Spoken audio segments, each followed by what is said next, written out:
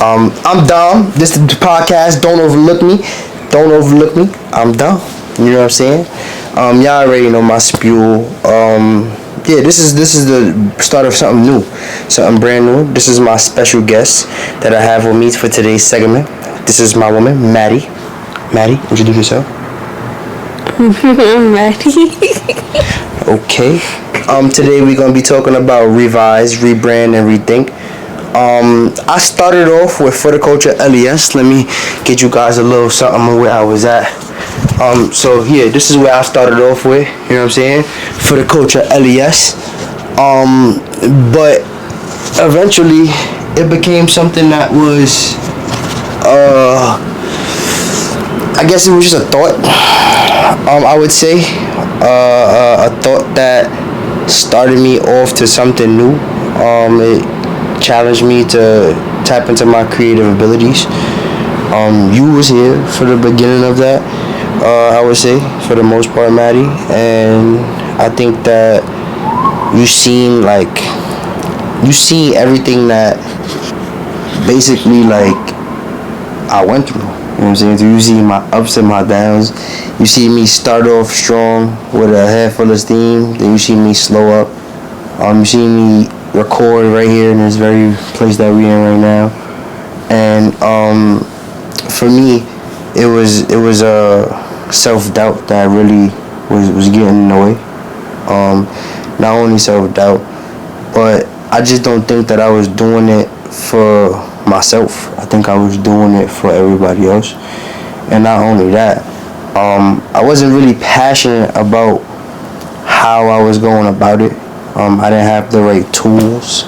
I didn't have the right perspective. I didn't have the right camera angles. I didn't have the right just equipment in general. So for me, it was more so something that internally I didn't feel confident in pursuing. So I decided to revise, rebrand, and rethink this whole entire situation. For the Culture LES was for the people though. It was for my community. It was to help show that the community was, more than what people say it is. It was more than what the media portrayed. And I mean, overall, I think that I lost myself trying to, do too much with that whole entire segment. And I was all over the place, and told people, I got a podcast coming up. Gotta be on the lookout. And it was for me, it was something that I set up for me to be able to have success. But then when I bumped into that writer's block, I would say, that creative mode of not knowing what to talk about, not knowing what my voice looked like, not knowing who I was, it wasn't until I started to have to revise, rebrand, rethink about who I was versus not only the podcast, but just myself, who I wanted to be. Not only in the podcast, but sometimes we show face for certain groups of people. We act one way in one group of people. We act one way around another different people. I didn't want to be that. I didn't want to be portraying something that I wasn't really in real life. And I felt like For the Culture LES was going to be me portraying something that wasn't authentic. And revise, rebrand, rethink, it was something that came at a cost of I was literally searching for pictures to put into my biopic for my reconstruction of my For the Culture LES page.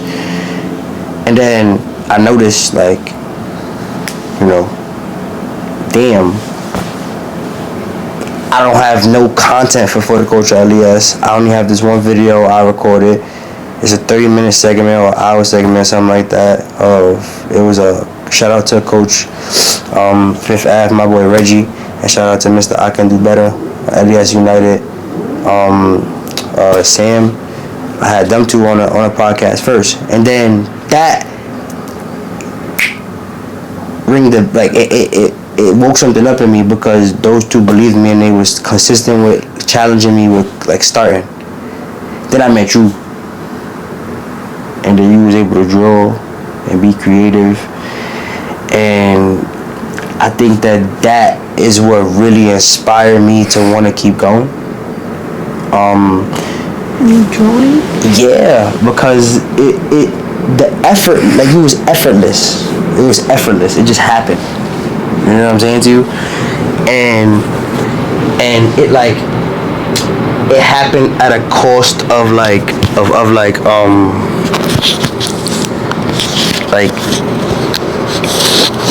one day I'm like, yo, I like to draw. You like, I like to draw too. I'm like, alright, so let's draw some shit. And you like, alright. Then you started.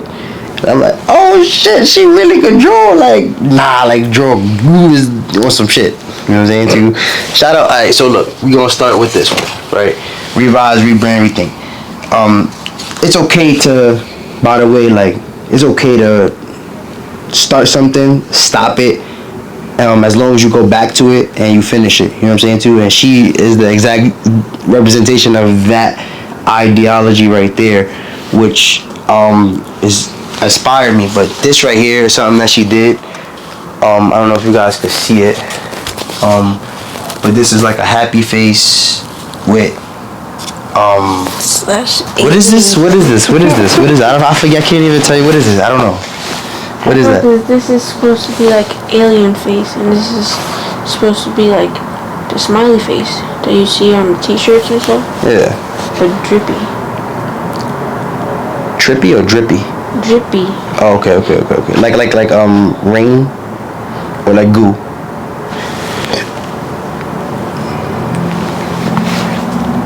Like goo, I guess. Okay. I did a picture like this.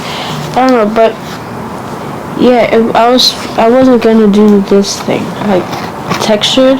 Well, I was gonna do textured, but not with the paper towels. I was gonna like do it with paint. It was different, but I didn't have the right paint. So I tried it out, and then it didn't work. So then that's what all this is. Cause I scraped the paint off, and then I just put the paper on top. And the background's gonna be black because I scraped all the paint off, so it looks messy. But is it done? No. Are you gonna go back to it and finish it?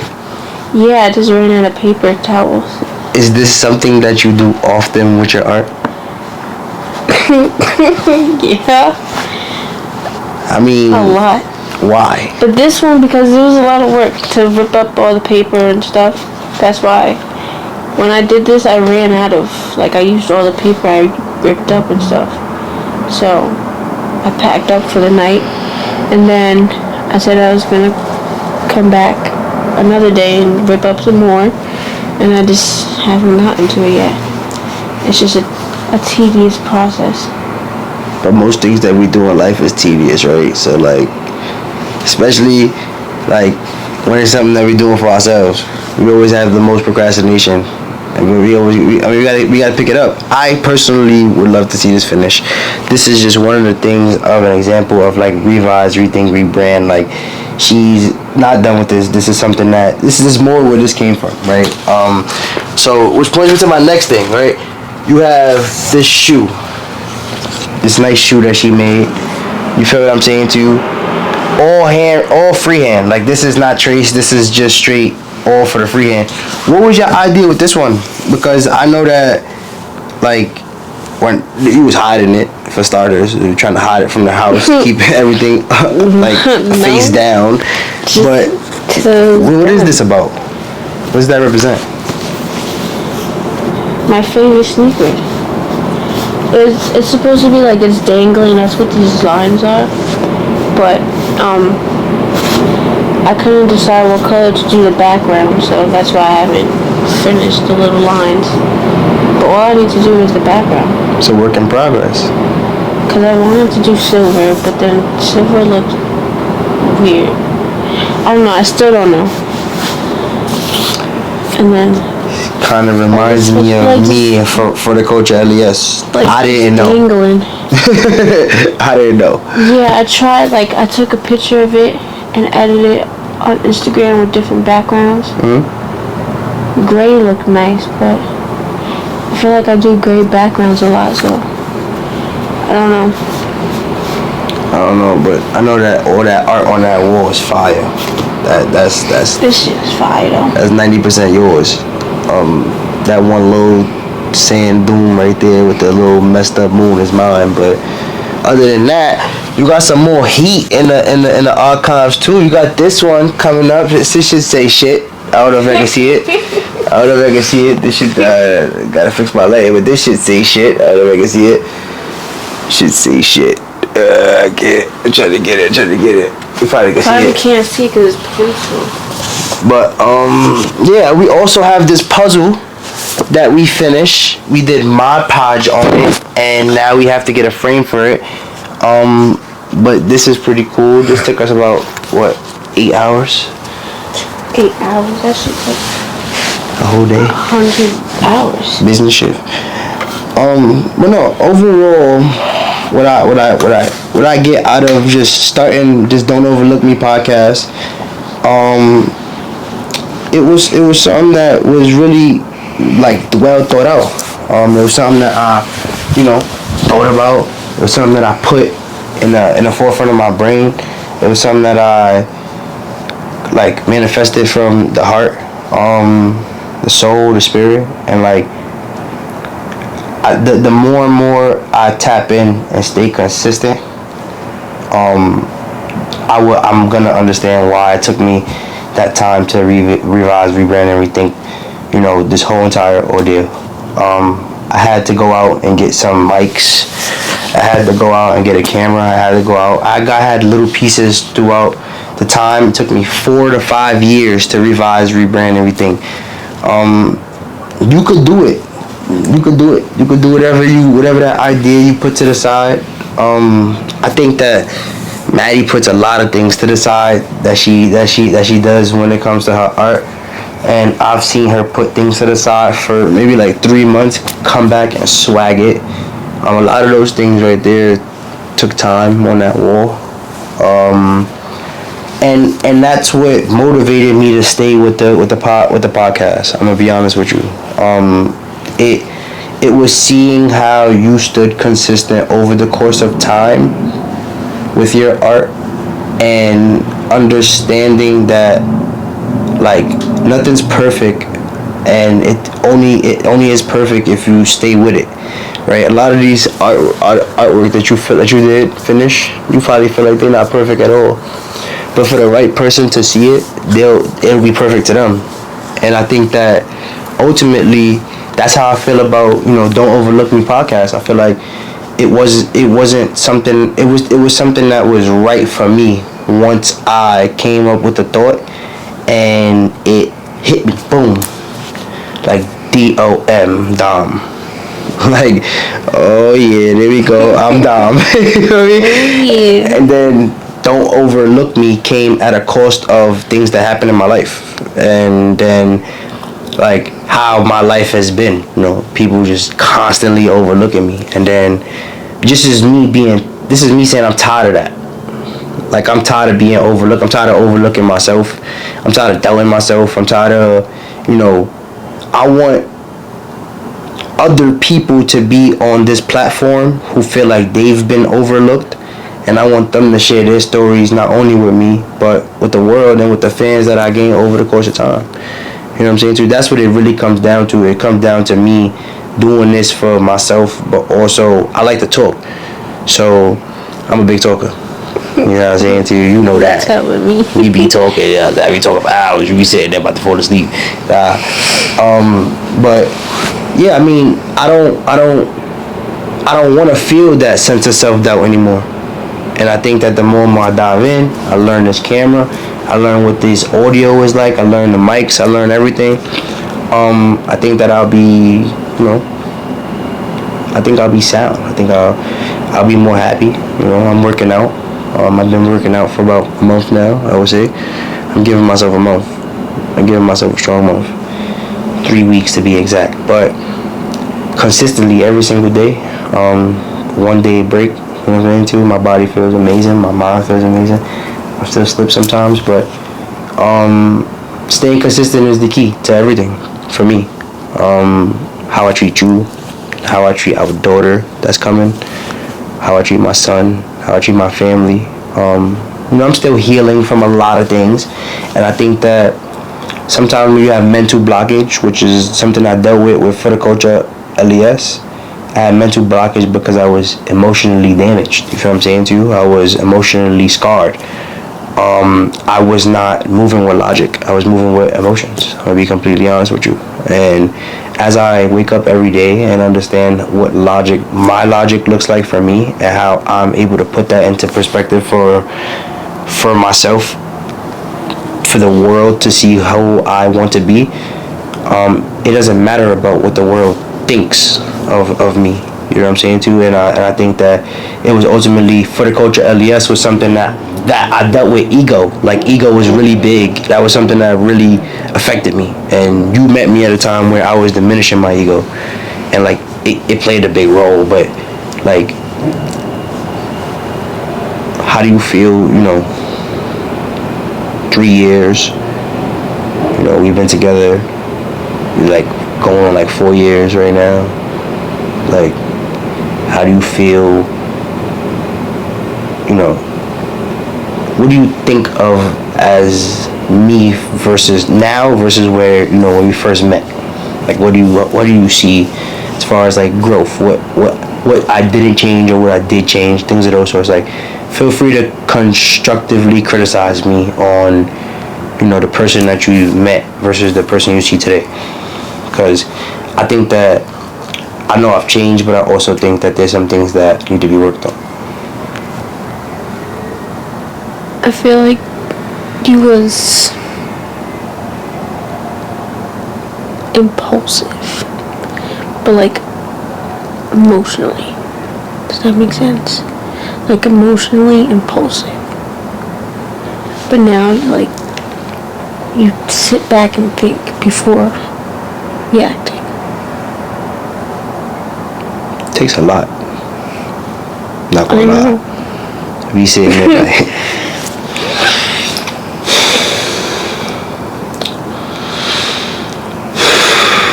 gotta take a couple breaths before I should be up there, should be working, but should be getting lost at the same time. You know what I'm saying to you? Because stupidity. And like now you take your time, but then somewhere down the line, as you keep expressing yourself, you lose it. Shit slip. So you gotta keep it. Shit slip. I be feeling it too. Like, I be like, I got this shit. I'm not gonna overreact. I got this shit. I'm not gonna overreact. I got this shit. Shit just start happening. Like, if I'm saying too, cause it's so much shit. But you, on the other hand, is cool, calm, and collected all day. She cool, calm, and collected all day, y'all. And that's another reason what made me stay consistent with the podcast, because she consistently stays cool, calm, and collected all day, no matter what. You feel what I'm saying to you? No matter what comes her way. And I think that, I tip my hat to you for that. I think that that's big. To be so young in a world that views young people as immature or not able to regulate themselves emotionally or be deemed as such. I think that you were cut from a different cloth. You feel what I'm saying to you? That cloth that you cut from is cut from silk or something. You know what I'm saying? I think you was also cashmere. I thought you was a cashmere, but you was silk is cool. I take silk. Cashmere's too hot. I take silk. I'm like a linen. You feel me? Like a linen, like a nice little linen. You feel me? You know what linen is? I work in a lingerie. You know what linen is? I'm linen. You heard? I'm linen. A little silk too. You know what I'm saying? Might be a little silky. You know what I'm saying? But nah. For real. This overall, I think that people they deal with things. You know what I'm saying to you? They deal with things on a constant daily basis. They either let it fuel their fire and become the best version of themselves through that, or they either let it diminish their self-character and they let it get the best of them, and then they end up doing whatever it is that they do to survive, right? And I think that surviving is something that our people have been doing for a long time versus living. And I think that when you do things that make you happy, and for instance, when we sit down and do these paintings, I think that makes us ecstatic. I think that's better than going out and getting drunk all night and coming back and having sex. Like I'll paint and smoke a blunt, and then we could get to it. You know what I'm saying? To you after, but you know what I'm saying. But it's like it's certain things that you start doing, you start growing, you start changing, and you start seeing things, and you start appreciating the small things in life. And for me, I appreciate you for being consistently who you've been since I've met you. Like you haven't been, you could have literally walked away from me numerous times, right? Like it was like I know this, right? I think that who I was made you wanna like stay with me because you believed in me so much, and like by you believing in me so much and giving me the calm, cool, collective energy even when I wasn't giving that to you, I think that was the biggest thing for me as a man growing, like being from like going from being a little boy to becoming a man and having to change that little boy way of thinking into a grown man and thinking logically and not being emotionally reactive anymore. I think that you've helped me a lot with that. You feel me? And I wanna say like appreciate you for being 10 toes down and sticking it out, because I know it's been rough, and I know that we got a long way to go, and things happen, but other things are gonna happen too. So and they're gonna be better. So for me, I would say that what has changed for you is you've become more outspoken about how you feel. It may come out a little rude sometimes because you are in the beginning stages of expressing yourself and being able to do so in the moment. But I think that like how you do it, you have good intentions, and your intent versus your impact is really important. Even though sometimes you may impact a situation negatively because you came out a certain way, because you were at the beginning stages of like being able to express yourself in a moment, versus you having to take time away from the situation and think about your feelings and then articulate yourself. I think you being able to articulate yourself in a moment is big, and you've grown a lot with being able to do that. Specific communication could be a little bit better for me in my own personal experience.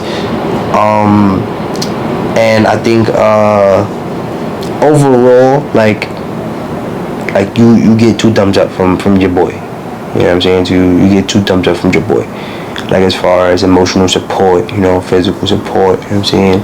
Like you taught me a lot of things are more important than others, you know what I'm saying too? And you taught me like how to have self-control when it comes to certain urges, or you know what I'm saying too, or like you know what I'm saying, certain urges, you know what I'm saying? And just being able to like respect the woman's body for what it is, what it's going through in a moment. And I think staying consistent with that has helped me be consistent with wanting to do this podcast, wanting to like basically hit the ground rolling and be able to, gain more people that want to come onto the show and to be vulnerable, because this is a vulnerable setting podcast where we're going to be talking about life, where we're going to be talking about perspectives, where things are going to get gritty. We may disagree, we may even argue, but as the host, I want to assure you that I'm a good vibe. I'm going to facilitate well. There's going to be one mic. People are going to be heard, you know what I'm saying to you. You can get up and you can, take time if that's what you need. But this is where we at right now. It's a vulnerable setting podcast. So just know, if you're ready to come here, if you come in here, just know, be ready. Be ready to be vulnerable. Do you have anything last words to say? I feel like you become more self-motivated.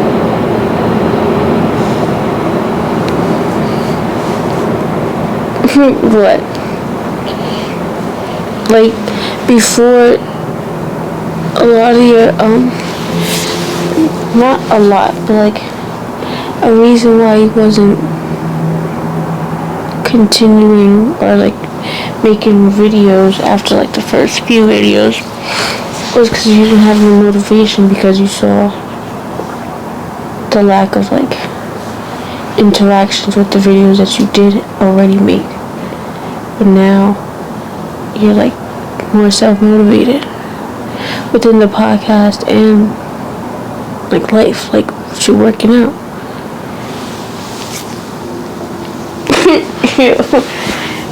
And being consistent. And on that note, all I ask y'all to do, my people, is to like, comment, share, subscribe to the YouTube channel, please. Pull up on your boy. Do what you gotta do, man. Hold it down. Stop hating. Just pull up. Just pull up. Subscribe. Boom. You don't even gotta view. Just subscribe. Boom. That's all I need. Thank you very much.